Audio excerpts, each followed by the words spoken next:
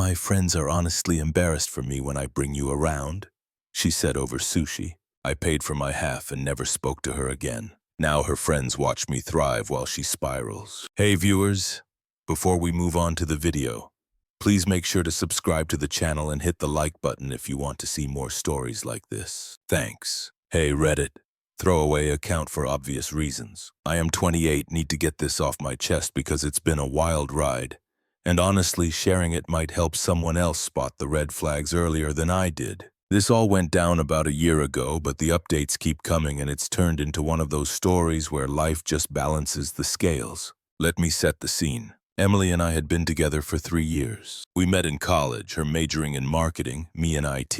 I was the steady type. Good job as a consultant, decent apartment in the city, always planning for the future. Emily, she was ambitious, the kind of person who networked like her life depended on it. Parties, events, brunches with influential people. I supported that.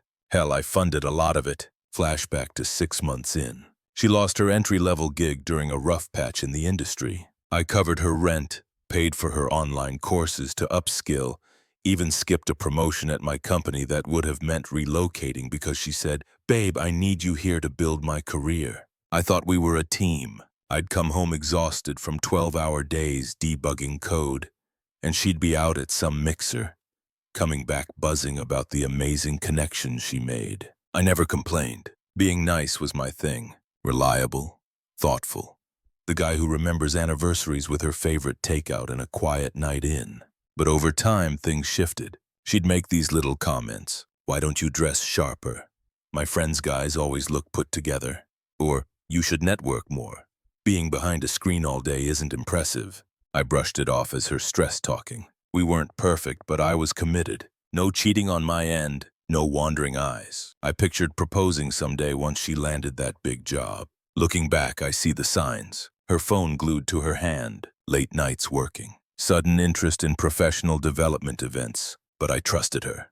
Big mistake. It all came crashing down one Friday night. She'd insisted on dinner at this trendy sushi spot downtown. Raw fish, dim lights, overpriced rolls. I wasn't thrilled. I'm more of a burger guy, but she loved the vibe. "It's good for us to be seen places like this," she said when booking. The whole evening she was off, fidgety, checking her watch, barely touching her edamame. I tried to lighten it. "Rough week? Tell me about that pitch you were prepping." She just nodded, distant. Finally, after the waiter dropped the California rolls, she set down her chopsticks and looked at me with this pitying smile. That's when she dropped the bomb. "Can I be honest, Alex?" She started, her voice all casual, like we were discussing the weather. "This has been weighing on me, and I think it's time we talk about it." I paused mid-bite, soy sauce dripping. "Sure, what's up?" She leaned in, eyes flicking around the room as if checking for eavesdroppers. "My friends, they're honestly embarrassed for me when I bring you around. You're not impressive. Like Sarah's boyfriend is a surgeon, travels for conferences, always has stories. Jess's guy has a boat, takes her on weekends to the lake. What do you even bring to the table besides being nice?" I felt my stomach drop, but I kept my face neutral. The sushi suddenly tasted like cardboard. "Embarrassed? What do you mean?" She sighed like I was dense. "Come on, don't make this harder. You're sweet, Alex. But in our circle, it's about status, networking, ambition. You sit at home coding while I'm out building something real. My friends ask about you and I have nothing exciting to say. Oh, he's nice, that's it.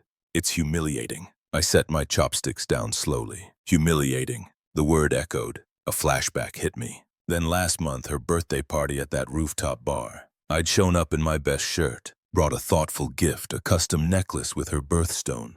Her friends, Sarah with her surgeon beau, Jess with the boat guy, barely acknowledged me. Emily had pulled me aside later. "Try to mingle more next time." Now it clicked. "So this is about how I look to your friends." "Not just that," she continued, waving her hand dismissively. "I've met someone at that networking event last month. The one you skipped because you were tired. His name's Tyler. He's in venture capital. Drives a Tesla. Knows everyone. He gets me. Alex, we're not on the same level. It's like I'm settling. Settling. After everything I'd given up, I could have pushed back. Reminded her how I'd paid for half those events, how I'd been her rock. But something in me snapped quiet. No yelling. No begging. "So you're choosing him because he's impressive?" She nodded, smug now, like she'd rehearsed this.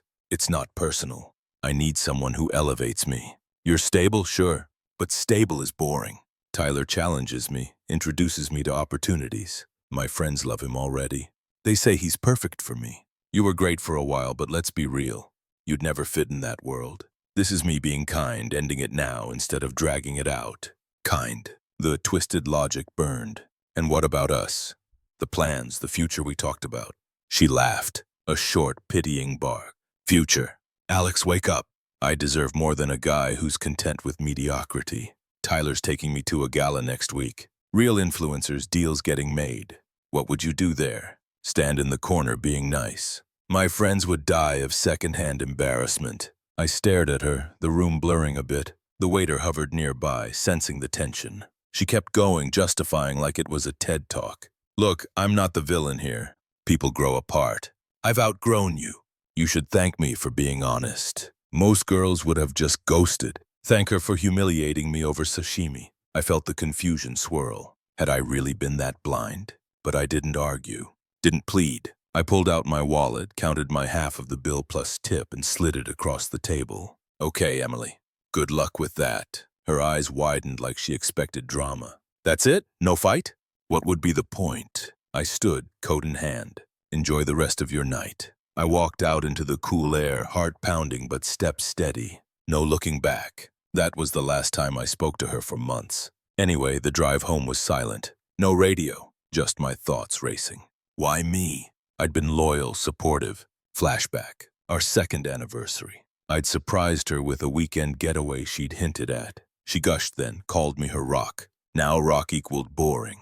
The unfairness hit hard that night. I got home, poured a drink and sat in the dark. Confusion turned to ache. Had I wasted 3 years? But I didn't text her. Didn't call friends to vent. Just breathed through it, letting the silence settle. The next few weeks were rough, but I didn't spiral. No drunken posts, no revenge plots. I detached, blocked her on everything. Phone, socials, email. Changed my locks just in case. Then I turned inward. Work had always been my anchor, so I doubled down. That promotion I'd skipped for her, I reapplied.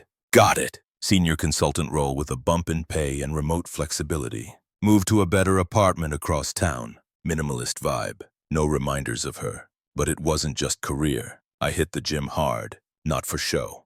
For me. Started with runs to clear my head. Graduated to weights. Lost the nice guy's softness. Gained definition. An internal shift happened there. Mornings staring in the mirror. Thinking she called you unimpressive. Prove her wrong to yourself. Joined a hiking group. Made real friends who valued substance over status. One guy, Mike, became a workout buddy. We'd grab coffee after, talk life without the superficial crap.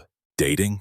Not right away. I sat with the betrayal first. The confusion fading into clarity. Why chase validation from someone who measured worth by boats and jobs? A flashback stung. Times I'd skip guys' nights to help her prep for interviews, only for her to mock my stability. It hurt, but it fueled me. Started a side hustle. Freelance coding for startups. Turned out I was damn good at it. Landed a client who paid triple my hourly rate.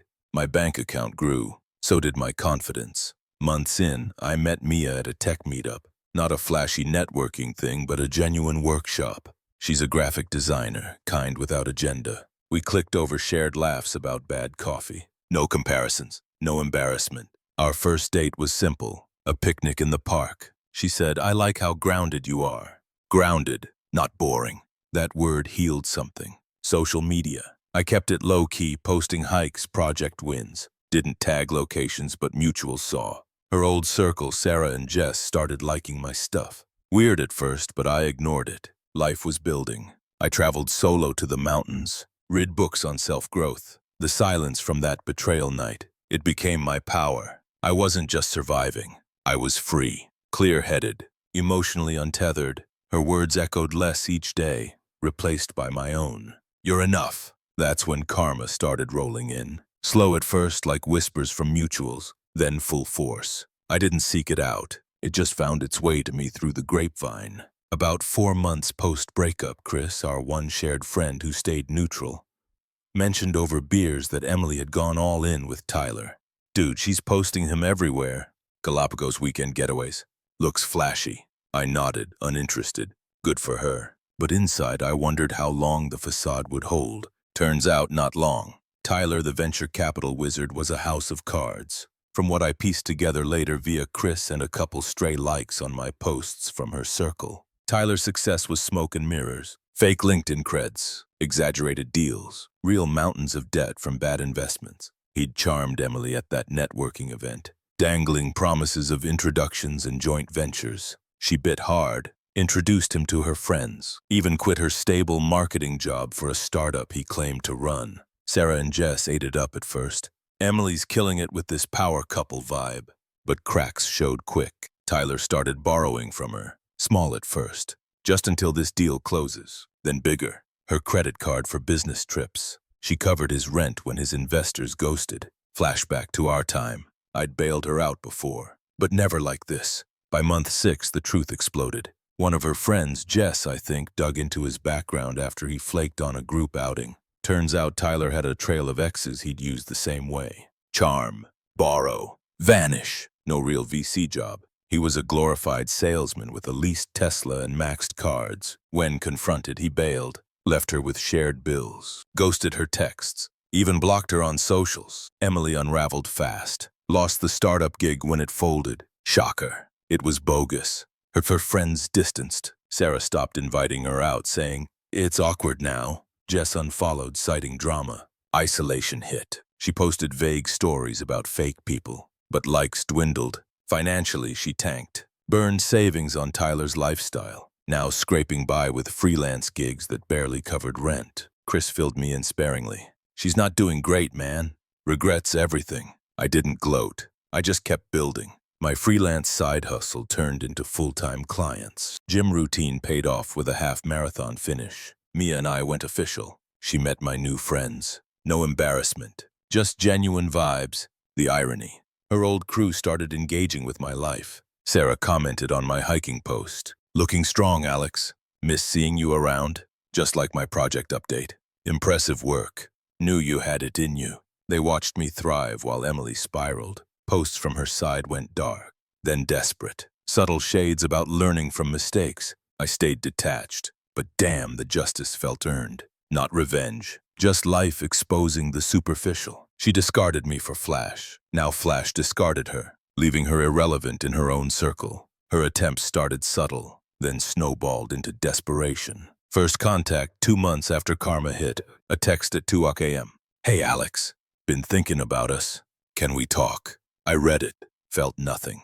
No anger, no pull. Deleted, no reply. Next day, another. "I know I messed up. Tyler was a mistake. Miss your stability." Stability. The word she'd mocked. Ignored. A week later, the calls ramped up. Voicemail. "Alex, pick up. I need to explain. It wasn't about you. It was me chasing the wrong things. My friends pushed me into it, saying you weren't enough. But now everything's falling apart. Call me back." Her voice cracked a bit, but the justifications twisted.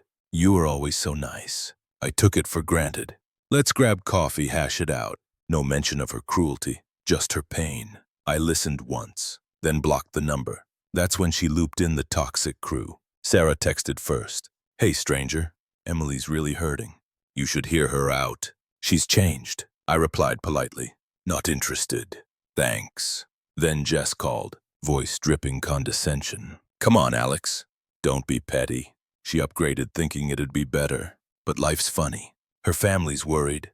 "You owe her closure after 3 years." After the embarrassment line. "No, I don't," I said calmly. "Wish her well." Click. Emily escalated using a new number. Showed up at my old coffee spot. Must have asked Chris. I was there with Mia mid-laugh over brunch. She approached. Eyes red. Makeup smudged.